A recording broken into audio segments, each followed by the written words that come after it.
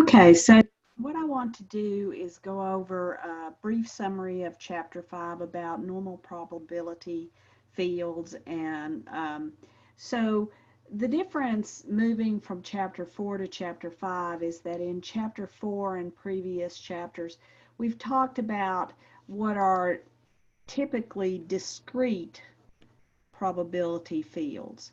And by discrete, we mean that we can write down all of the values that the random variable can take because all values are countable. So we were able to make tables.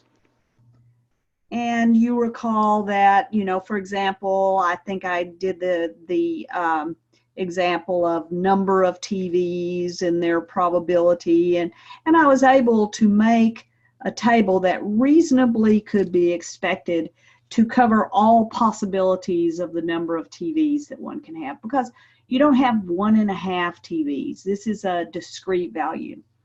Moving to Chapter 5, though, what we get in Chapter 5 are continuous random variables. And for continuous random variables, you have a very different situation, because the nature of being continuous means that I can't write down simply every value that the random variable can take. So think about weight. It's a continuous random variable. You can't think, people don't have weights that say, I weigh either 125 or 126. All these values between 125 and 126 are physically possible. So it is not possible for us to write down every single value of the random variable like we can for a discrete field. So instead, we deal with continuous random variables by selecting a model that is on essentially a graphical field that involves a number line. So when you look at the model for a normal continuous variable, one of the things it has to be is it has to be bell-shaped. And again, we're talking about a normal distribution. To be a model for probability, it needs to be two things. All of the probabilities have to be between 0 and 1, right? And they all have to be positive, because there are no negative probabilities. And then the sum of the probabilities has to add up to 1. So there is an algebraic function that we can use that is bell-shaped, and it can mimic these basic ideas about probability. And it looks like what I've drawn here. Notice that this is the bell-shaped function. All of the values are above the x-axis, so they're all positive. And it turns out that if you think of area as the analogy for probability, the area between the x-axis and the curve, the total sum of the area from the far left to the far right is 1. Now, the actual proof of that is beyond the scope of this class, because it requires that you use calculus and you do integration of these areas. But accept the fact that there is a model that can be used as a model for probability for a continuous random variable. And the challenge then is to use some mechanism for determining the probability of individual cases. And there are essentially 3 individual cases that we need to deal with. One is the probability associated with a value of the random variable being greater than some specific value. And we'll just call that specific value a value of x.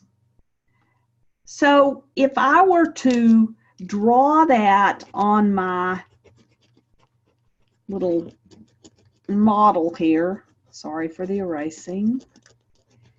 Then what we would be talking about is looking at an area which is greater than some value of the random variable x. Something like, what is the probability that I've select one woman that her weight will be greater than 150 pounds? Okay. And what we do is a method that involves finding the z-score,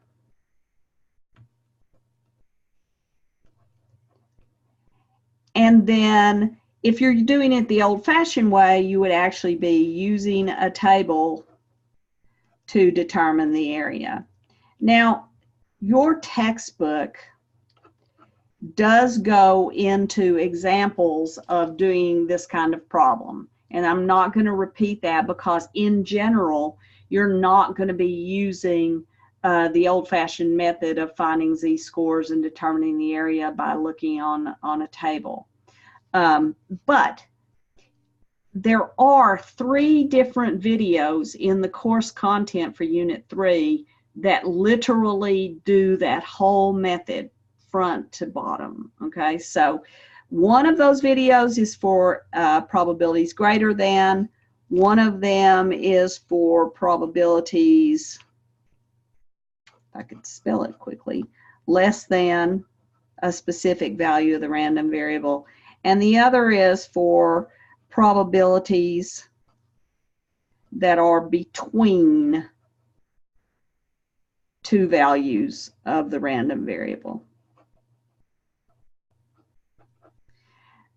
So what I think is most instructive here would be simply to go through an example. But I am going to use StatCrunch and show you how to do this using StatCrunch. Again, the old-fashioned way, using the table, and some of you may be doing this, that's a matter of personal selection, but it is well reviewed in 3 separate videos that cover these 3 cases that are in the course content. Okay, but for everybody else, let's do a problem that's based specifically using StatCrunch.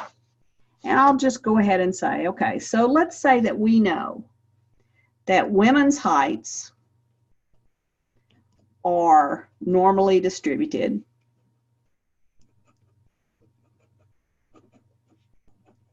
with a mean at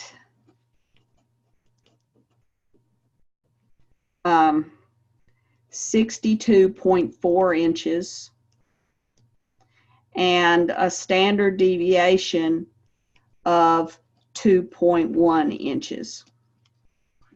Now, I'm frankly making that up. It's kind of close to the real thing, but it's just an example, okay? So let's do the first one. Let's say, what if I want to know what is the probability that if I randomly select one woman from a group of women, you know, that are at a rally or something, that her height will be less than 60 inches. Okay, so here's the thing that you should be thinking. Here's your normal distribution. Here's the mean, right? Should be right at the center, 62.4 inches. So a value of 60 inches would be someplace over here, right? And what we're asking is, when I want a probability using this model, I want to know the area to the left because I want to know the probability that that randomly selected person has a height that is less than 60 inches. Okay, so again, if you do it the old-fashioned way, you calculate the z-score, you look on a table with that z-score, and I think that's table 4 in your book, and you find the size of this area. Now, if you're doing this on StatCrunch, you do something different. You are going to use the functional ability of StatCrunch to calculate the z-score internally without you seeing it. but it's going to be doing the same basic thing. So I'm going to change my screen to show you StatCrunch. Okay.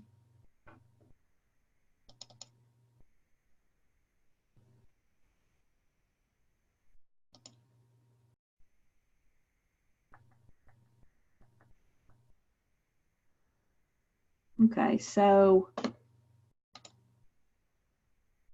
let's see, somewhere up here I have StatCrunch. Okay.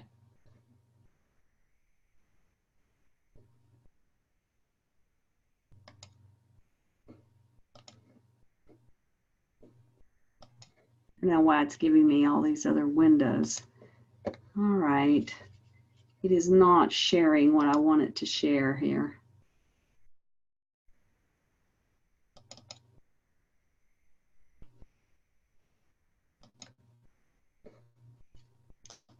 Okay. Well, now I think it is. Okay.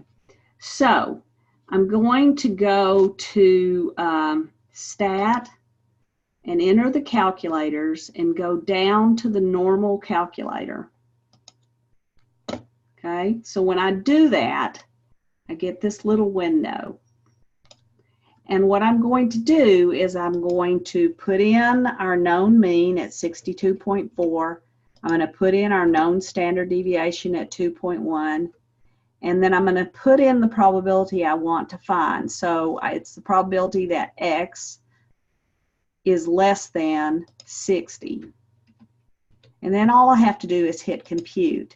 Now notice it has drawn the same picture that I drew on my sheet of paper. And the probability is the area that is shaded here in red. And so that probability is 0.1265. I'm going to round to 4 decimal places, which is customary for these probabilities. Okay, so having done that, you can see that StatCrunch has made this much easier for me because I don't have to deal with tables. I don't have to calculate the z-score. And if I wanted to look at other probabilities for the other cases, let's do a couple of others real quickly. What is the probability that when I randomly select that woman, she'll be greater than 68 inches tall, right? So that's 5'8". So I'm going to go back to StatCrunch here, and I don't have to change the mean and the standard deviation, but I do need to change the direction of what I want and the random variable that I want as my barrier number. And now when I compute, you see that the probability of a woman being greater than 5'8" is very small. It is 0.0038 rounded to 4 decimal places. Okay, so that's easy using StatCrunch. And so is the case of between, okay? So now I'll ask the question, what is the probability that when I randomly select one woman, her height will be between 60 inches and 62 inches?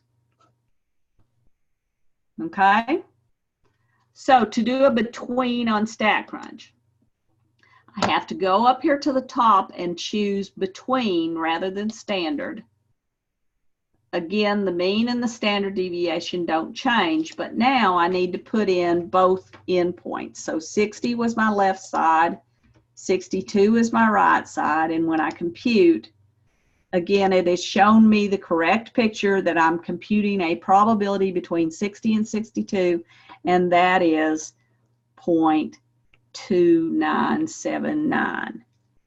Now, to be more interpretive, I can also make the statement then that the probability of a woman that is randomly selected having a height that's between 60 and 62 inches, which is 5 foot and 5'2", is almost 30%, 29.79%.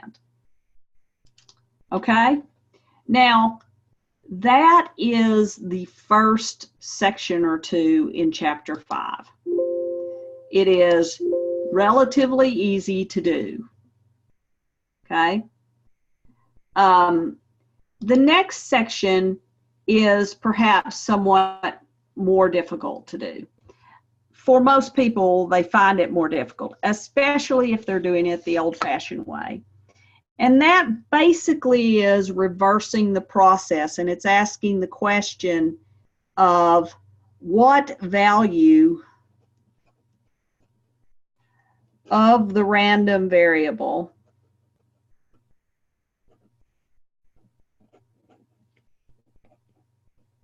is at a specific position. And most of the time, these positions are given to you as percentiles. Now, if you are doing this the old-fashioned way, you have to reverse the process. And the idea is that, let's say that I, again, was talking about women's heights with a mean at 62.4 and a standard deviation at 2.1 inches. And I wanted to know what height is at the 75th percentile. Okay? What you have to envision doing it the old-fashioned way is that the 75th percentile, the definition is it splits the lower 75% from the top 25%. So what it really means is that the area to the left of that percentile is 0.7500. So if you're doing it the old-fashioned way, then you have to find the z-score at 75th percentile, okay? And then use this formula. X is equal to z times sigma plus mu. And again, there is a video in the course content about doing it this way. You can do it this way. I'm not, again, going to summarize it because most of you will end up using StatCrunch. So I would like to show you how to do this using StatCrunch. All right, and so I'm going to do this very specific problem here. All right, I'm going to go to StatCrunch.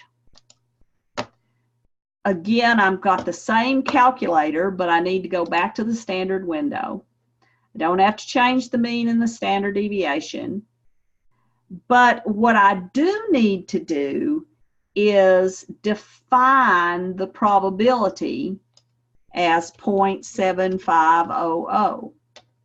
Now when I hit compute, it fills in this box with the number 60, well, it's almost 61, 60.98 inches. Okay, so what that means is, whoops, I need it to go to the left, sorry. All right, I messed this up. I need to go to the left, so 0.755 to the left. There you go. That's 63.82 inches. Sorry to have to fix it, but that's real-time work for you. All right, so what that means is that at 63.82 inches, you hit the 75th percentile. Okay, and notice that they have the same picture there that I had, right? That's why I had to correct all that, because you need to be showing the area to the left. Then you fill in the area to the left, and when you hit compute now, it will give you the X value in that middle box. Okay? So it takes practice to do these things right.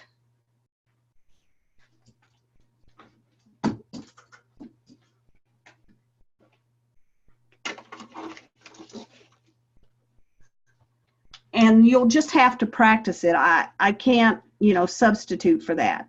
But that's how you do these problems using StatCrunch. The last part of this chapter is about the central limit theorem. And the central limit theorem is very useful because it helps us to be able to use the procedures in this chapter for non-normal distributions and for groups. And so it helps us to overcome the problem that while a lot of continuous random variables actually are bell-shaped in their distribution, especially those that we deal with daily, there are a lot of situations in which we would like to be able to deal with a non-normal distribution, or we would have a situation which is more appropriate for group dynamics than for individuals. So what the central limit theorem basically says is that when you have data that is not normally distributed, and that is a requirement for using these techniques, you can resample within your data with a group size of greater than 30. What you find is that the distribution of the sample means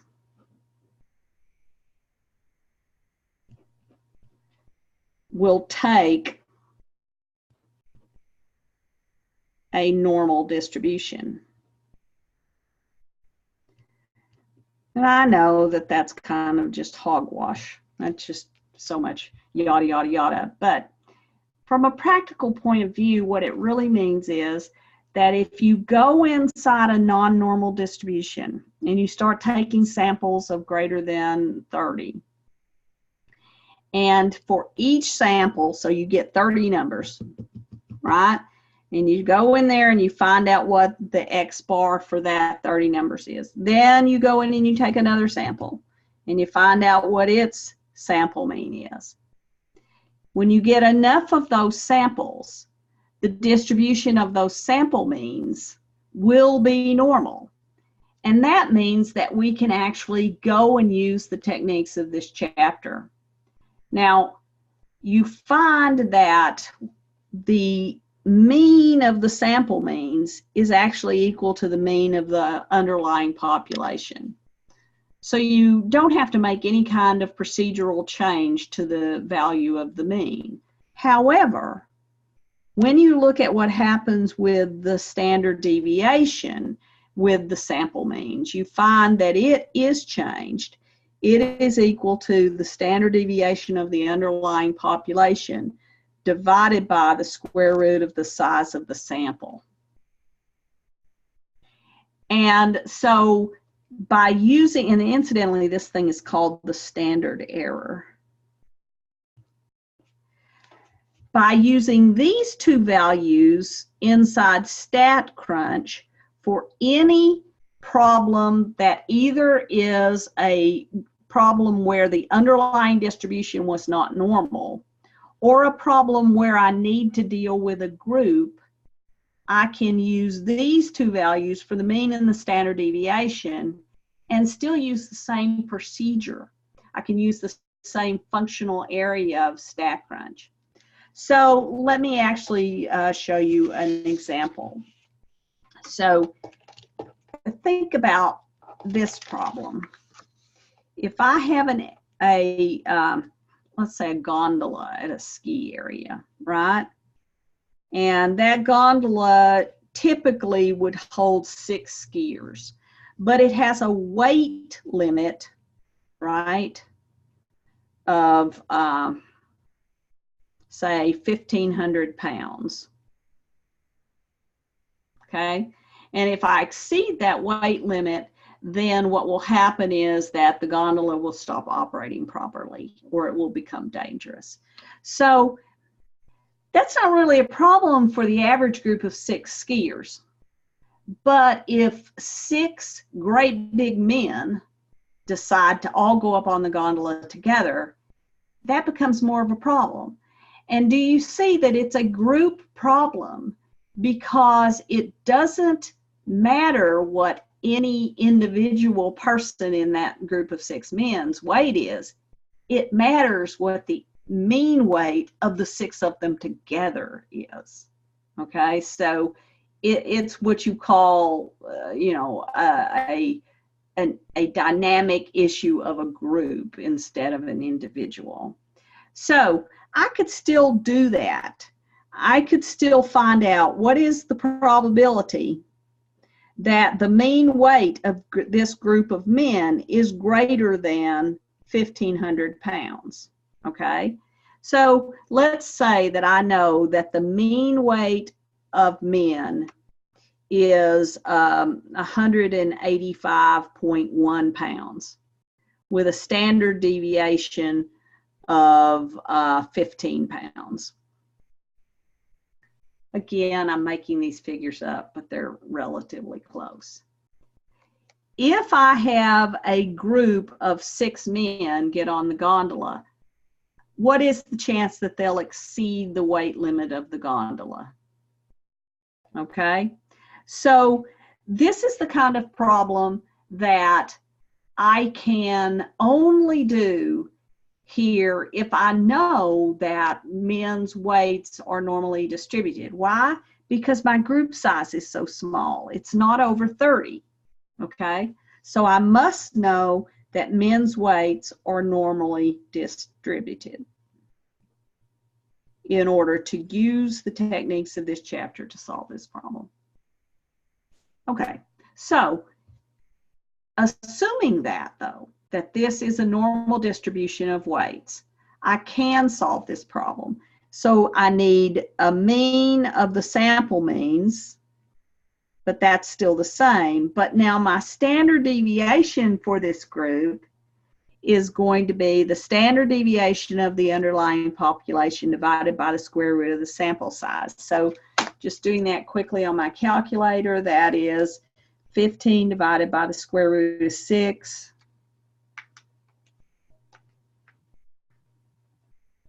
Which is 6.124. 6.12 should suffice. Okay, so now this looks exactly like the problem that we had been doing for an individual. So if I go to StatCrunch, I'm going to put in the mean at 185.1. I'm going to put in the standard deviation, but as corrected for the group size. And then I want to know what's the probability that the group mean exceeds 1,500 pounds. Okay, and it's essentially 0. So that is not going to happen very often. But it could happen. So when you are looking at group problems, you're normally looking at extreme situations and dealing with that. So a good example would be in the past there have been many like news items about big parties that end up collapsing a patio or something like that because they get on there, they weigh too much, and then they start like bouncing or dancing or doing something very dynamic, and they end up overloading the safety capacity of the patio or the ledge or whatever they're standing on. So these things come up, and we use these techniques more frequently for groups really than we do for non-normal distribution, but it works the same way. So if I had a problem like, let's see, if I have a group of, let's say, trying to think of something that doesn't have a normal distribution, salaries of coaches